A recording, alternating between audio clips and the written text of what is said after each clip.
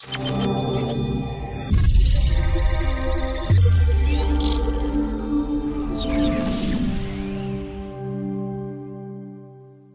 à tous, bienvenue dans cette nouvelle vidéo. Récemment, j'ai reçu un message d'une personne qui trouvait que mon approche pour arrêter le porno était trop périphérique et que j'aimerais vous lire pour poser les bases de ce que je vais vous dire dans cette vidéo sur la thématique du jour. Alors, cette personne, elle m'a écrit en me disant « Je cherche une approche plus centrale et plus spirituelle. Pour l'instant, j'en suis à 30 jours de rétention séminale.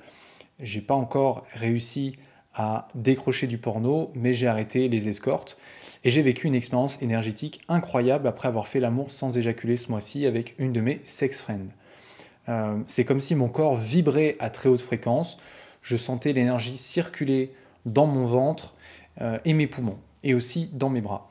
C'est un vrai truc de ouf. Bref, je vais bosser la transmutation de l'énergie sexuelle grâce au yoga, à la méditation et au jeûne. Objectif du mois à venir, arrêt du porno, puis objectif du mois suivant, arrêt de la masturbation. Je vais rester en rétention sur une année complète et parallèlement continuer à me former en bioénergie. Là, je vais bosser sur la Kundalini. Ok? Alors, si j'ai choisi de vous partager ce message, c'est parce que je pense qu'il reflète un minimum ce que peut-être certains d'entre vous font actuellement pour tenter de vous libérer de votre addiction au porno et à la masturbation. Peut-être que vous pensez que ce qui vous permettra d'arrêter le porno, c'est l'approche de la transmutation sexuelle, en pratiquant entre autres la rétention séminale et en essayant d'avoir des orgasmes sans éjaculation lors de rapports sexuels pour libérer l'énergie sexuelle de la Kundalini. Peut-être que vous avez découvert le tantrisme, les livres de Mantak Chia, ou des youtubeurs qui parlent de tout ça et que vous avez la sensation qu'il y a un moyen de se servir de tout ça pour votre addiction. Je connais tout ça, je suis passé déjà par là. Mais avant de rentrer dans le vif du sujet, j'aimerais juste dire que je respecte la décision de la personne qui m'a envoyé ce message. Chacun a la liberté de tester la méthode dont il pense qu'il lui sera bénéfique. Et qui sait peut-être, c'est peut-être ce dont il a besoin actuellement pour prendre conscience de certaines choses qui lui serviront plus tard. Okay, peut-être même que, de manière exceptionnelle, ça lui permettra d'arrêter le porno. Mais personnellement, j'y crois pas vraiment. Et je pense pas que ce soit une bonne approche pour se libérer de son addiction au porno. Et je vais vous expliquer pourquoi, en reprenant certains points du message qu'il m'a envoyé, en espérant que ça puisse vous faire sens à vous aussi dans votre situation. Alors tout d'abord, il dit qu'il cherche une approche plus centrale et plus spirituelle. Déjà, je vois deux problèmes par rapport à ça. Premièrement, bien souvent, on ne résout pas un problème là où se situe le symptôme, mais plutôt à un endroit différent, à sa racine, ou à ses différentes racines. Donc, le fait de rechercher une approche centrée sur la sexualité, en l'occurrence là, c'est une erreur, parce que derrière des problèmes de comportement sexuel compulsif, se cachent des autres problèmes en périphérie.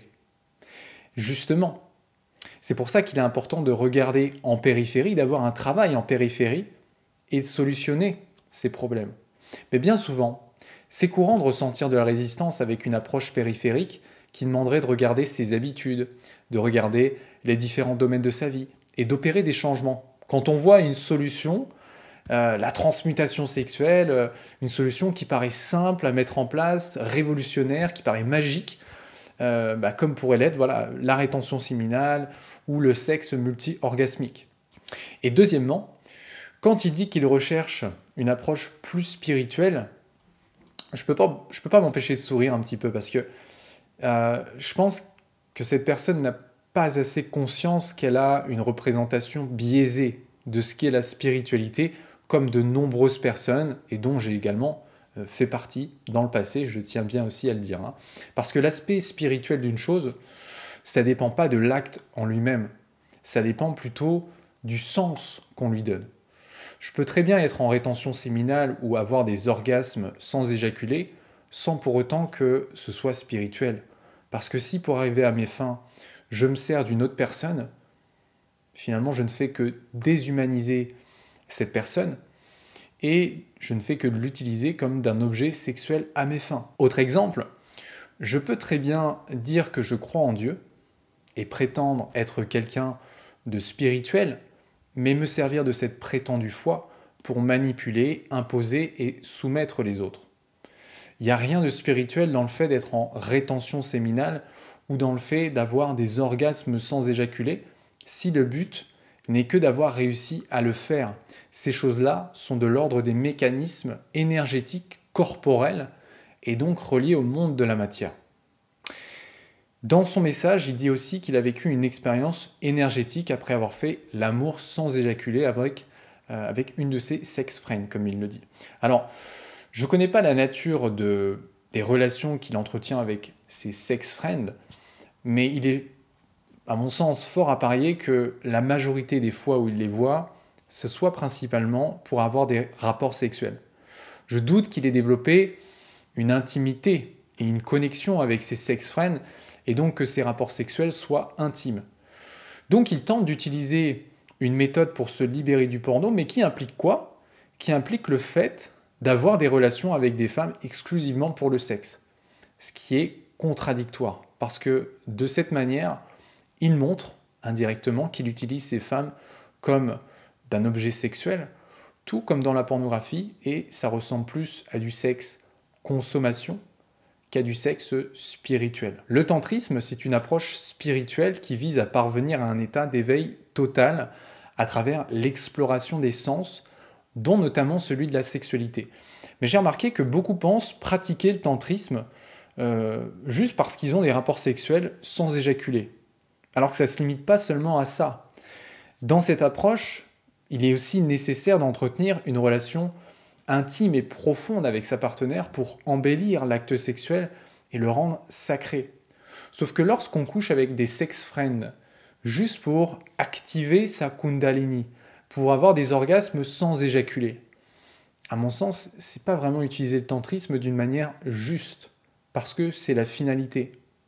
J'ai aussi observé que certains utilisent même cette excuse d'ailleurs pour avoir des relations sexuelles et compenser leur manque de pornographie en se donnant bonne conscience, alors qu'en fait, ils continuent d'avoir une relation compulsive avec le sexe, mais ils croient qu'ils font quelque chose de bien puisque c'est spirituel, c'est tantrique.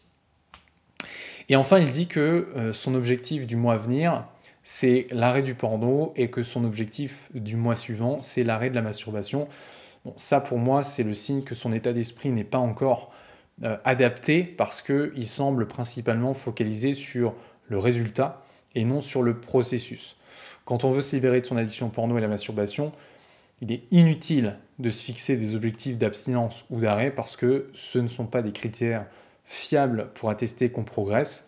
Donc si vous voulez vous fixer des objectifs, je vous recommande plutôt de vous en fixer plutôt par rapport aux aspects de votre vie qui ont besoin d'être améliorés et qui sont source de rechute pour vous. Donc pour conclure sur cette vidéo, personnellement, je ne vois pas en quoi la rétention séminale, le multi-orgasme ou la kundalini pourrait résoudre un problème d'addiction comportementale à la pornographie et à la masturbation.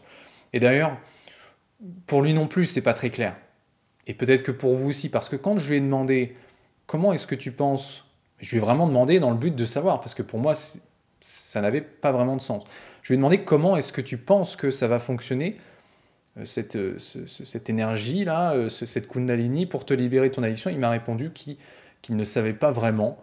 Il m'a envoyé un article qui disait que la kundalini parfois libérait des choses, mais voilà, c'est un peu flou et ça ne m'étonne pas. Ça me démontre encore plus le fait que cette approche n'est pas vraiment fiable et efficace pour l'addiction à la pornographie. Alors qu'on soit clair, je ne suis pas en train de dire que c'est complètement inefficace ou que ça n'a aucun intérêt. Loin de là. Peut-être que le tantrisme, Mantak-Chia, la Kundalini, ça a ses avantages. Je ne suis pas spécialiste, mais peut-être que ça a ses avantages sur certains aspects, liés ou non au rétablissement. Mais de là à se focaliser exclusivement dessus en pensant que ça va suffire, ça c'est à mon sens une grande perte de temps et une grande perte d'énergie. Voilà, j'espère avoir pu vous aider, vous apporter des éclaircissements par rapport à tout ce sujet-là. Si jamais vous avez un avis ou une certaine expérience par rapport à ce sujet qui est le tantrisme, les multi-orgasmes et tout ça, n'hésitez pas à me laisser un commentaire ou un message privé. Ça m'intéresserait d'avoir vos points de vue différents. Avant de terminer, j'aimerais vous partager 3 façons d'aller plus loin que ces vidéos YouTube pour avancer dans votre libération de votre addiction au porno. La première façon, c'est en rejoignant la communauté GBP, qui est tout simplement le groupe Facebook privé et anonyme que j'ai créé pour les hommes responsables et matures qui veulent sérieusement se libérer de leur addiction à la pornographie, où vous trouverez dedans du soutien, de la motivation et des stratégies pour arrêter le porno. La deuxième façon, c'est en vous inscrivant à mon programme de démarrage gratuit dans lequel je vous partage une partie de la méthode GBP dont vous pourrez vous servir pour commencer à avancer. Et enfin, la troisième façon, si vous pensez que votre problème est urgent et que vous voulez vraiment avancer là maintenant tout de suite et que vous voulez mon aide, vous pouvez réserver directement et gratuitement un appel découverte avec moi-même pour que je puisse vous aider par rapport à qui vous êtes, à vos objectifs, à vos difficultés, pour que je vous aide à vous guider vers la solution qui me semblera la plus adaptée, selon moi, à vous-même. Ok ? Je vous mettrai tous les liens dans la description de la vidéo. Et d'ailleurs, si la vidéo vous a plu, comme d'habitude, je vous remercie de la liker, de la partager à quelqu'un à qui ça pourrait aider, ou à me laisser un commentaire pour me dire ce que vous en avez pensé. Ça aide à faire évoluer la chaîne et à impacter encore plus de personnes. Donc, merci beaucoup à tous ceux qui prendront le temps. Merci pour votre contribution. Je vous envoie tout mon soutien et surtout, n'oubliez pas de garder le cap sur vos objectifs. À bientôt.